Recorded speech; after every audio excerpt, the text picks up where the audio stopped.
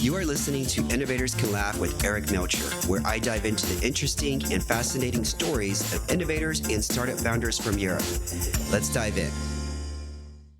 Hi, everyone. Eric here. And before we start the show, I just want to give a shout out to everyone who is playing Innovators Can Laugh with me on Twitter and are helping to make the show even better. Special thanks to Nicole X Gaba and Notic Anna. Of course, these are their Twitter IDs, not the real names, but special thanks to them. And if you'd like to receive a shout out, then follow me on Twitter at @E_Melcher or follow us on Facebook at Innovators Can Laugh and play the game with us. Okay, so now let's jump into today's show. My guest today is Eimantas Bekeza, who is co-founder of Digiklas, an edtech startup that provides live online class and tutorial services. Eimantas, welcome to the show. How you doing? Yeah, thanks a lot, Eric, for having me. I'm super excited to be here. All right. So to kick things off, why don't you tell us a little bit about you in just a couple of sentences? Yeah, sure. Should I give you a quick backstory or about how we started or just about me personally? Just about you personally. Okay. A couple of sentences. Yeah, sure. So my background is education. I have been teaching others since school, since I can remember, since 8th grade. I have been substituting teachers at school in 10th grade, and I was always a physicist, came to win multiple national Olympiads. So part of my DNA is education, and the other part eventually turned out to be startups. All right. Okay, help me clarify here. You started substituting for teachers when? Did you say when you were in the 10th grade? Yeah. When the teacher got, didn't have time to go to the class or just wanted to boost my confidence. I'm not sure, but I did. I did manage to substitute a couple of classes for my own class and for parallel classes. Okay, you're like Leonardo de Caprio in the movie Catch Me If You Can. That's similar, yeah. Just pretending that he was, yeah. Were you jet setting? Have you been jet setting all over the world too, in exotic destinations and pretty Waiting on that. Okay, you're like, let me get this startup thing out of the way, and then I'll go live that life. Yeah, exactly. Okay, so I'd like to get started with a few fun questions to reveal your personality, okay? First question for you is, does corn belong on pizza, Eimantas? Haven't ever tried it, so why not? Okay, I like your your ability to explore and try new things. Okay, next question for you. Let's say you found the one. How would you propose? I have already actually proposed, and it was simple, natural, and very honest. Okay, is this person the one? Exactly. Yep. Okay.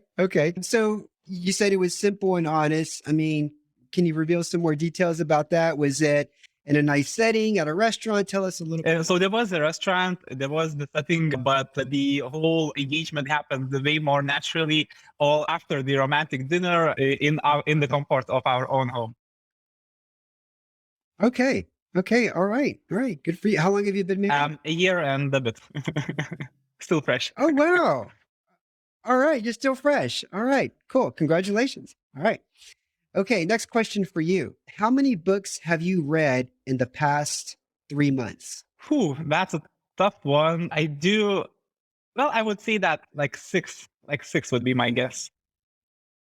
Because Okay, why it is hard to calculate, because I am a weird reader who likes to read multiple books at once. So not finishing, and jumping to the next and being all over the place.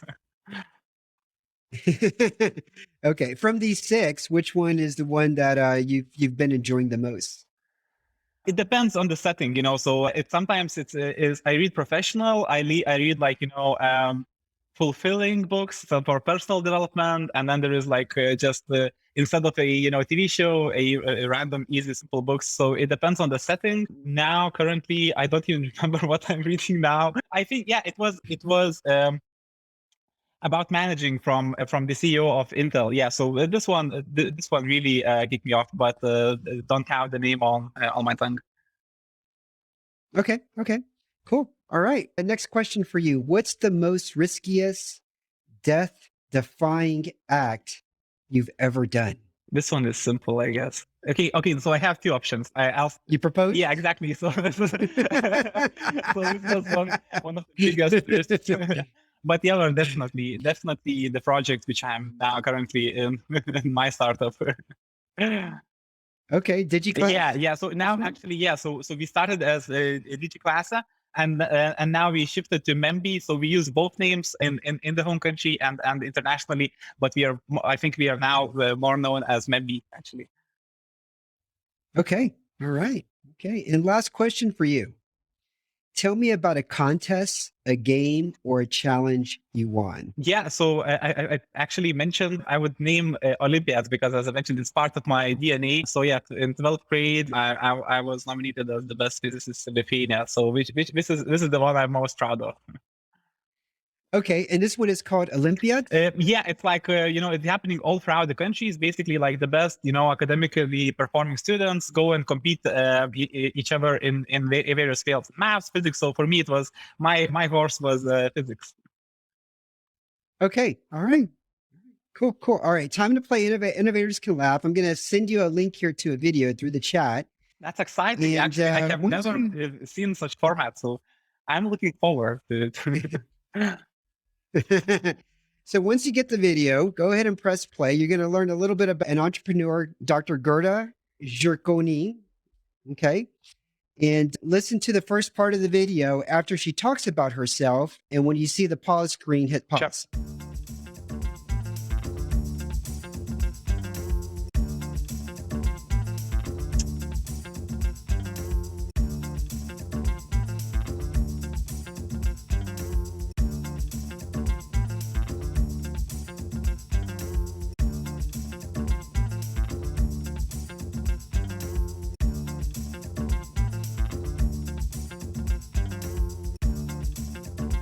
Yeah. Okay. All right. So now you got to learn a little bit about her. Okay. First question that I asked Dr. Gerda, I asked her, if you were writing a guide to wealth and happiness, what one tip would you include? So I'm going to give you 4 choices here, and let's see if you can guess the right answer, the one that she gave me. Okay. First choice is A, start saving early. B, limit the amount of junk food you eat. C, don't sweat the small stuff. Or D, learn to be happy with yourself. What do you think Dr. Gerda said? This is a tough one. Okay, what I got about her is that she's into learning new skills and personal development. So I don't think that saving early or or choosing the junk food, cutting off junk food would be her choice. Don't sweat about small stuff, maybe. But I think what was the D one? Learn to be happy with yourself. I would go for D. I would feel that this might be her answer. Okay, now I want you to press play on the video. And again, when you get to the next pause, stop the video. Let's see what she said.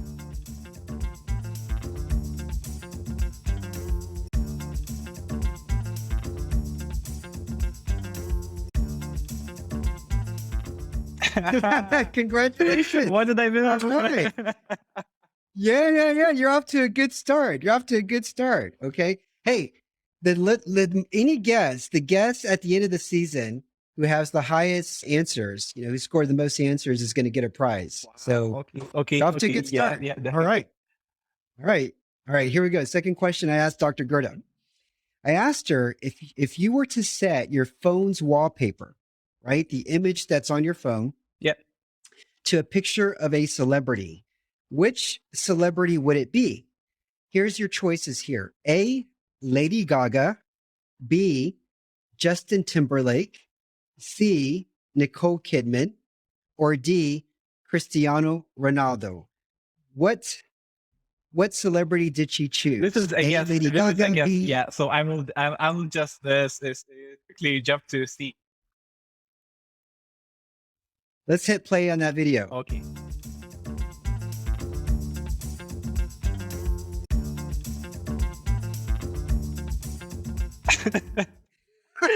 It somehow suits her. Somehow suits her vibe.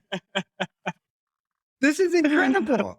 Okay. Okay. Did you hack into my computer last night somehow? No, but Get these answers? yes, maybe I can read people well, maybe not. We'll see. The answers will show. All right. Okay. So far, you scored the highest out of any guest so far. Okay. You got to be proud of yourself. I'm super proud. Okay. All right. Next question. Actually, it was a challenge. And I challenged Dr. Gerda to give me a compliment in a foreign language, excluding Lithuanian and English. What language did she give me a compliment in?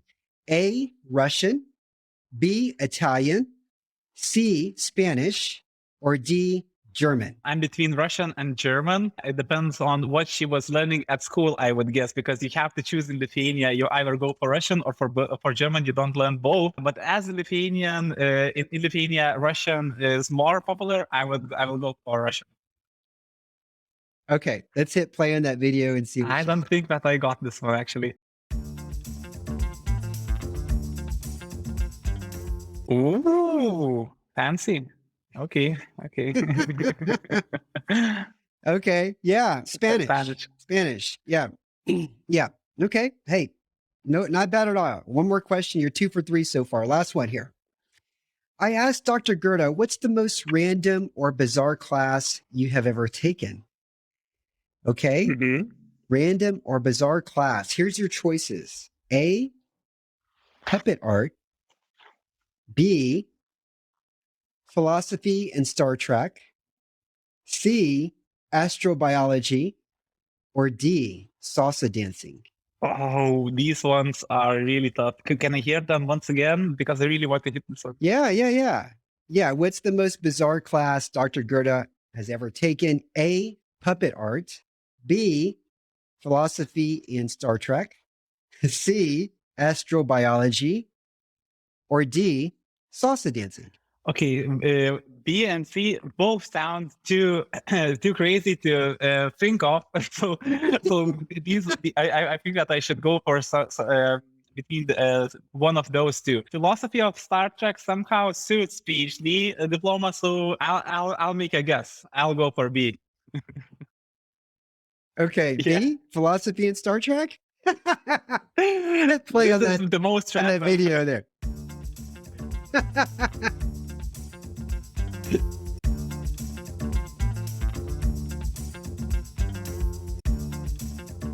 Now, it's hard to hear, but what she said, because I think it was hard to hear, what she said was salsa dancing. Yes. I heard. Yeah, salsa dancing. Yeah. So, 2 out of 4, not bad. I'll take that. That's not bad. Yeah, that's not bad at all. You know more about Dr. Gerda than I think most people. A lot of people don't know these things. And you guessed a lot about her already, all right? So congrats. Okay. All right, let's go back to just before you officially began your career. What was your major and what did you study? Yeah. So my bachelor's degree was in physics, computational physics. And actually, I'm not very proud, but to say that, but I just graduated from my majors, which is an MBA in Lithuanian-based Tech University. And I'm not very proud of saying that because, it's not very, you can't really go for both, for good in both. Like, you can't, manage a startup and also graduate the majors. So this is where I just, I took an academical year and then I had only, to take my master's thesis, and just present it. So I skimmed a lot and it wasn't like, a well-deserved MBA, but rather, just a slip through the cracks in order to just finish it off. Yeah. So was this something that you definitely wanted to pursue before you did the startup? Or did you figure out, hey, maybe if I go get an MBA, this is going to help me long-term and also with the startup? Yeah. So actually, so as I mentioned, my background was academical. And when I continued into the academics, like the physics, I really felt that something was missing from my in my life. And I really jumped through a lot of professions. I was I've done all the traditional things a physician would do. They either go to theoretical physics, like lasers, etc. They would jump into programming. So I've done that as well. And they might end up in the research. So this is also what I've also tried, but nothing really sticks to me. And then business came. And like, I think on my second year of studies, or maybe a third year of studies, I went into intellectual property consultation, and being a consultant, it really put me aware in place of awareness for new ideas, fresh ideas, all those MVPs, etc. So this is when it really resonated with me, and this is when I took off to discover myself as an entrepreneur. So I've done like a gap year after my bachelor's degree, and then I thought that, okay, I'll try to get an MBA, and this is what I started. And then maybe took off, and this is where I said, okay, now I can't really, have two things, juggle two things on my hands. And this is when then I took the academical year once again. Okay, so while you were doing the intellectual property consultant, after that, you worked at a company called Debata. I think you co-founded this. Okay. And this was more around e-commerce. What does physics have to do with e-commerce? Like, what you learned in school, how did you apply that to this startup? I can actually be very honest here. So the way I learned at school was very simple. I really always honestly assumed that I did not understand a single thing, how, that specific matter works, how that specific problem works. And I said that, okay, now I'll try to get the basics. Once I get the basics, I'll add a layer, I'll add a layer, I'll add a layer. And by continuous hard dedication, layer after layer, this is when you push yourself to the extraordinary level. And this is actually what I've been doing. So for me, when I started the business, I took the same approach. So I thought, okay, what is the most simple, thing? So I started just, Googling various how to start your own business things. So, and actually, even today, I thought that the way I started with was each day I would write like 10 ideas, like do all those advices which I would get from like, personal development coaches, etc. So from all the material which I could soak in. So I soaked everything that I could, and I tried to apply everything that I could. So I just started, random name random ideas. And drop shipping didn't seem to be unrealistic to accomplish, but I wanted to raise the level a bit. So this is why I started fulfillment by Amazon. So this is like an e-commerce on a bit higher scale through Amazon platform. Okay. And did you learn to do this on your own? Were you taking courses anywhere? How were you like figuring this out? Yeah. So as I mentioned, I just soaked all the information I could find online and basically apply it as I went. Okay. And how much money do you think overall you invested in this business, or like the drop? Yeah, I think it was like 15K, and I took out like 5K. So it was a minus, and the project itself, it did require a lot of time, but it was my second basically education, because I was still, studying at university. So yeah. Yeah, no. You got to get a lot of failures at the beginning. Definitely, you keep on learning. Outside of university, I had a lot of failures with little businesses that I created myself, and then you created a business called Memby, and this was like a food tech startup. Yeah, and this is why. So we reused this name for a different startup. So this was actually my co-founder's idea, Sylvester. So he managed. The initial idea was to get rid of the loyalty cards, which we always carry on the wallet, and just have an app for that. But we didn't have the right. so the right mindset would be, take the lean approach. We didn't do lean. So what we started. Okay. So initially, Sylvester, what started is, I have to create a product which would, be like be loved and be ready and perfect to launch with. So this is already not heading well, to start with. But yeah, so he committed to that. For a year, he managed to do the business, and actually he was doing like a side business which helped to sustain the startup. So he was earning money from marketing, throwing it into the startup. And for a year, it was just haven't really took off, like haven't even launched. I would say just try to polish the idea, the product. And then I joined as a co-founder, and I changed the business model from being like a collection of loyalty cards, loyalty programs, because it really raised a lot of technical issues which were expensive. I said that, okay, let's try to become useful for restaurants, for small businesses, by just putting their deals, which would incentivize users to come to the restaurant physically and just try out. So if let's say, Eric, you would have in Vilnius a small restaurant, I would call you and I would say, look, I'll market you for free. Give me your like top 5 most loved meals. We'll add a discount. I'll cover the discount just for you to become familiar with the process. And actually it's really started to pick off. And in some cases, like for some restaurants, we were like, bringing like 10 new customers a day, which was for small businesses really, I wouldn't say a significant amount, but we really started to notice that, yes, we do bring the value. So yeah. It was really fun and fulfilling. And we really learned to do the lean style, and we basically created the dynamics, the flow with which we felt that, okay, now onward we will face growth. But then COVID hit us.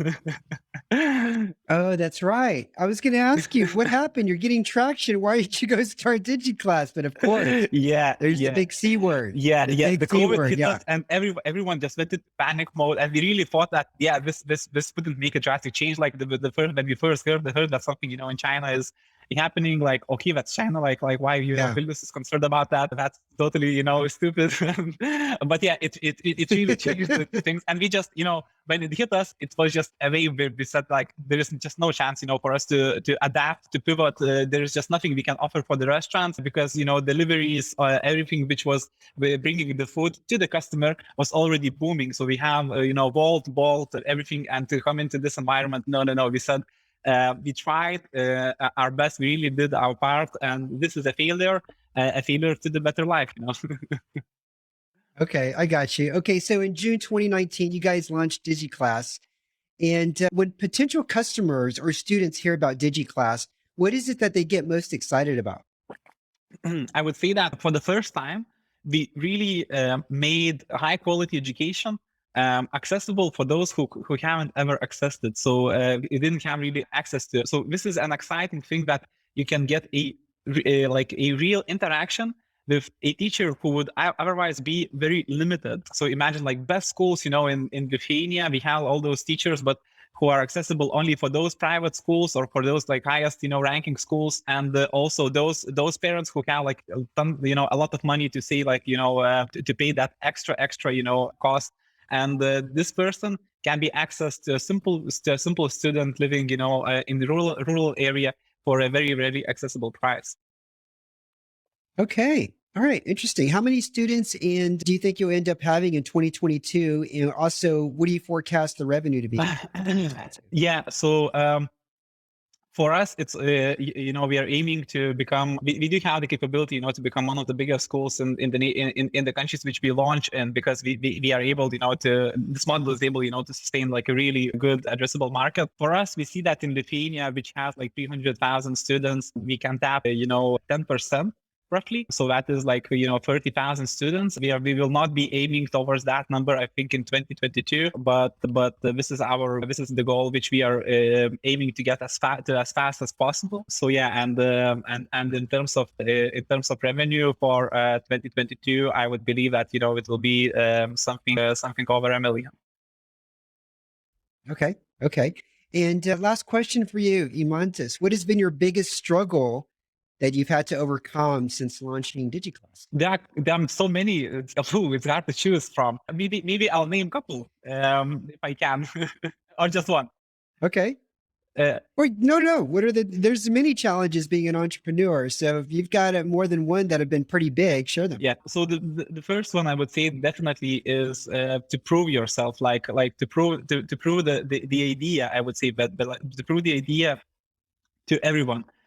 To the investors, to yourself, to your teammates, to the students, like there are so many people who have to really believe in you, so for you to get the ball rolling and to the idea. So I would say that this was like the initial biggest struggle of hitting those no's, hitting those this is not going to happen, or hitting those false deals which might seem to work out, but at the end are basically like I would say like scammy. Like there was many of the struggles. And the current one, is to really answer the ultimate vision on how the concept itself, how it will adapt to all the edtech space in the whole Europe and the whole world, which is really now like now taking really dynamic shape. Everything is moving. The investments in the space are like tripling, quadrupling in size each year, and like there are so much dynamics where you have to really understand clearly your space and how you're going to, what's the final destination for you as a product, because it's adopting to the needs, and you're always like each day brings some new understanding. And you basically start with the mission. This is why the mission and vision like is so important. For us, it's always about making high quality education accessible, but the means for that we are adapting to what you find out, to the markets, and so this is the biggest challenge for now, is to say like what specifically is that, or it's going to be. Yeah, absolutely. I mean, when you're young and starting out, it's like, what credibility do you have, right? What reputation do you have? So definitely understand that challenge. Okay. Eimantas, thank you so much for being on the show. This has been fantastic for everybody listening. Thanks for having me. Don't forget to absolutely. Yeah. And you know what? You're the leading to win this season, right? So we'll see if anybody gets more than 2 points, but so far that's pretty good. And for everybody listening, don't forget to subscribe to the show. We're now on YouTube, where you can catch all the full episodes, and feel free to play Innovators Can Laugh with me on Twitter. All right. Eimantas, have a great day. Thanks everyone. Bye. Cheers. Bye. Thanks for listening to the show. If you enjoyed it, I'd really appreciate it if you could give us a review and star rating. Also, don't forget to sign up for the ICO newsletter at innovatorscanlaugh.com, where you can get the bio and details of each guest. Thanks.